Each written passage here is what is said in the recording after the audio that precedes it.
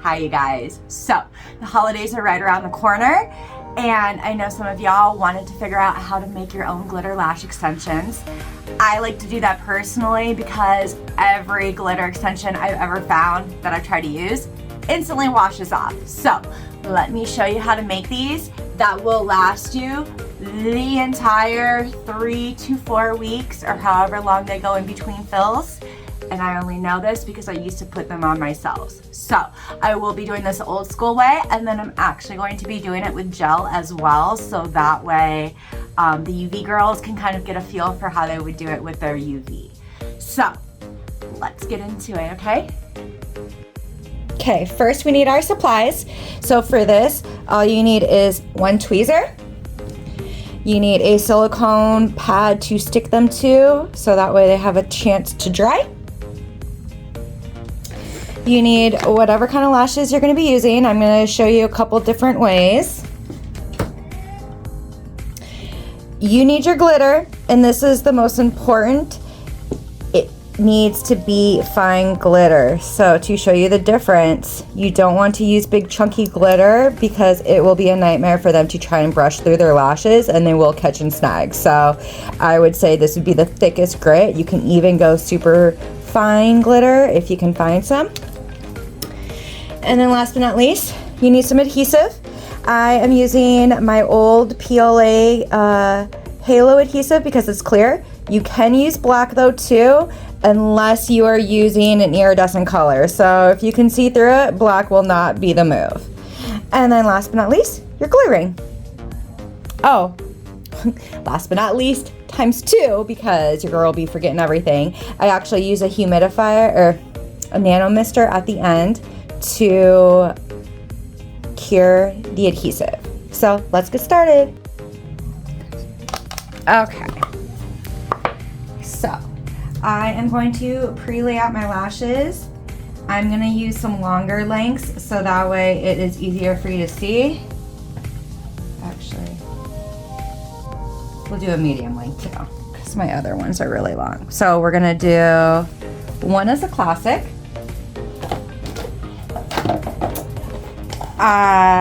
We are going to use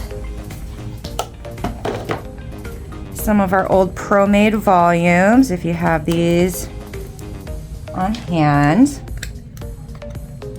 And then I will be using some of my wet spiked lashes if you're going for a wet set look. Okay, so you can use the top of a glitter dish, or if you have one, let's see, this one already has glitter in it, but you could use a little dish like this. I prefer something more flat because you do have to dip the extensions in. So we are just going to use this lid today.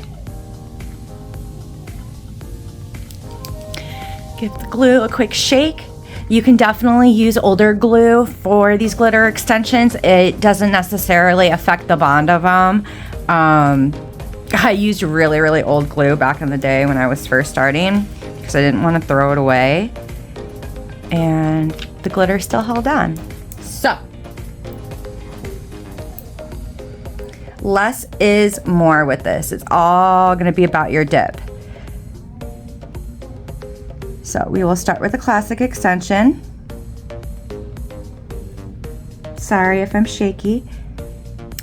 Okay, this is where it gets weird because sometimes it will flop around. You want to get the tip, but you don't want to have a bead. If you have a bead, the glitter will kind of glop up on it. So I do that, and then I actually put it in sideways.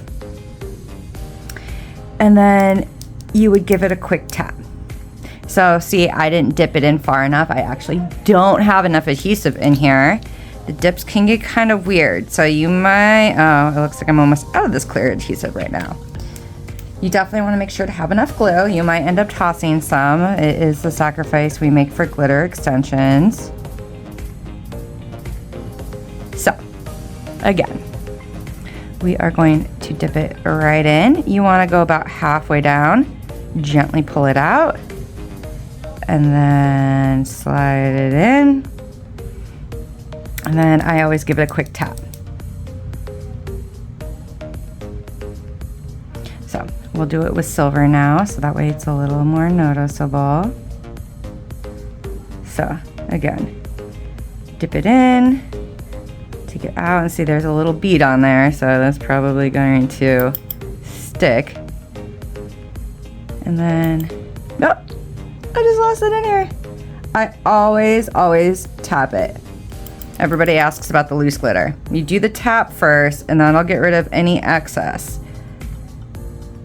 Sometimes you'll have some at the base. The glitter does like to stick, and that's why I use the silicone pads, so that way it can kind of pull up that glitter. I'm not guaranteeing there won't be any loose glitter. Usually after that first wash, the loose glitter goes away though, and then everything else is locked in. So, same thing. If you wanted to do a spike, you grab your thickness. And I didn't even make that one thick enough. Let's see here. For video purpose sake, we are going to dip the tip in.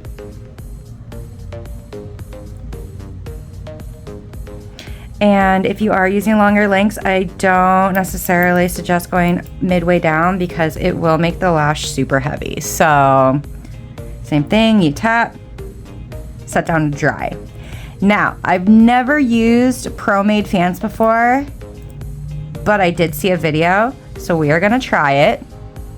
So I guess black was not the move for this video, but you live and learn. Let's see here.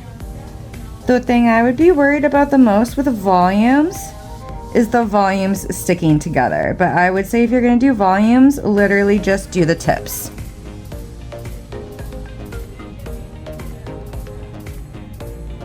Again, tap, just like that. You have glitter lashes. So I always go through and pre-prep before an appointment to figure out what color they want and to be able to actually have enough time to do this.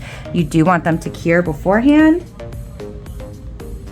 Yeah, I would be nervous about the volumes. I can't say I'm a big fan of putting them on volumes.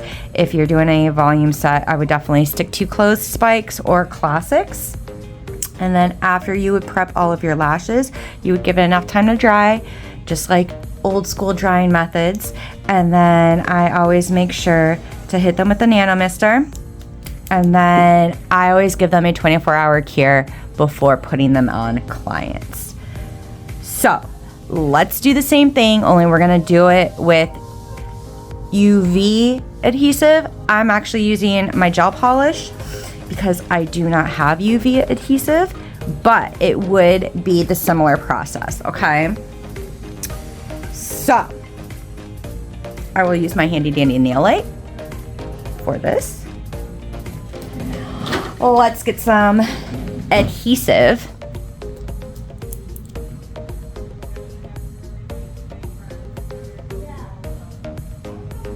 Do not want to mix these two together because I don't know what mixing gel and top coat or gel top coat and lash adhesive does.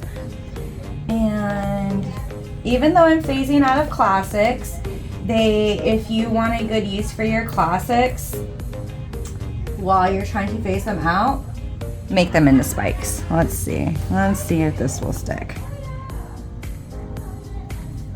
Okay. So you would do the same thing. You would dip it in your adhesive, but see, I don't know how the lash adhesive reacts. Obviously the top coat gel wants to bubble or ball up, but same thing. You would give it a tap and then you would cure it in your light. And see that has a big old chunk of glitter on it that is probably really gonna irritate them. So again, stay away from chunky glitter. I just like the silver because it definitely is more noticeable than that light blue that I picked up. But as you can see with the larger ones, they can kind of flop around. So definitely be careful. You don't want to make the lashes too heavy or else they will droop over. So So obviously I would never put a spike on somebody this big, but for the sake of the video, we are using a spike this big right now. So again, we are going to dip the tip. We are going to dip it in the lashes. Quick tap. Here under your light.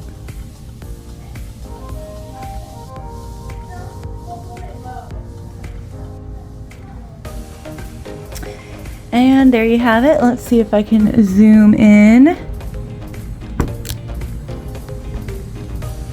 If you're super paranoid about it, you could put it on the silicone pad and see if anything else comes up. So see, like those big ones did, which I'm not surprised about. I wouldn't want those on the lashes anyways. So yeah, they will stay on the whole time. I have gone to raves. I have been really hard on my lashes, and I've still had the glitter last until my next fill. So hopefully this helps. Thanks, you guys.